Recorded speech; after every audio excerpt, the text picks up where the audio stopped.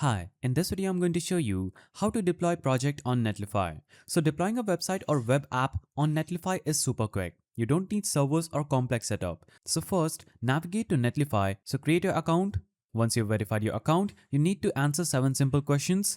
Then step 2 is creating a new site from Git. So remember to have created your repository. Once it is done, you need to follow 3 major steps. Connect to Git provider. So you'll have to choose a Git host provider where you have created your repository. I will be choosing Bitbucket since I have my project and repository created in Bitbucket. Now, step 4 is picking up a repository. So once you've authorized with the Git host provider, you now need to pick a repository that you have created.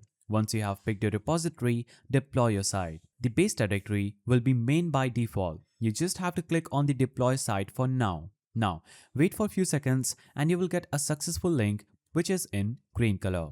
Netlify will generate a random name for your site with its own domain, that is netlify.app. Now that your site is successfully deployed, you can edit the site name, go to the domain setting, select options and edit the site name. Enter the site name and save. And after you do this, you would have successfully deployed your project on Netlify. If you found this guide helpful, please don't forget to give it a thumbs up and thanks for watching.